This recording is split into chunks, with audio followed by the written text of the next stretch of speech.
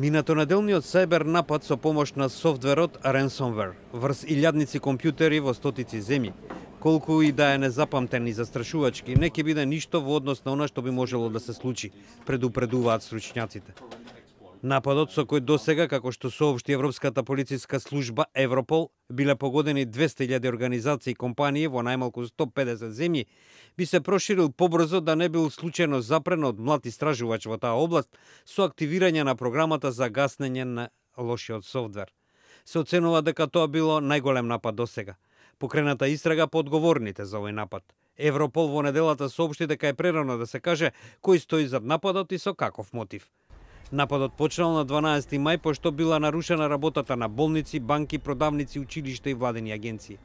Главно настрадале постарите верзии на компјутерските оперативни системи на Microsoft во Соединетите држави, Русија, Украина, Бразил, Британија.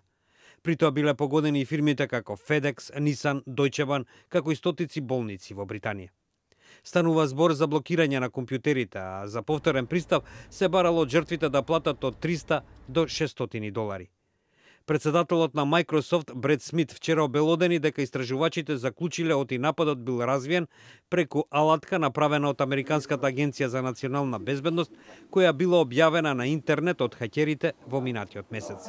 Професор Јерн Мелер Кват од Институтот за технологија во Карлслуе вели: Die IT-Sicherheit verbinden sehr, sehr viele Leute mit ihrem persönlichen PC vielleicht, aber vernachlässigen dabei leider, dass wir immer mehr auch bei der Energieversorgung abhängig von IT-Systemen sind und dass man in Zukunft ganze Wirtschaften oder ganze Nationen lahmlegen kann, wenn man nicht genug auf IT-Sicherheit achtet. Експертите сепак додаваат дека главен проблем е тоа што поголемите организации натаму работат со старите оперативни системи кои веќе немаат поддршка, па затоа не ја добиваат потребната ажурирана безбедност.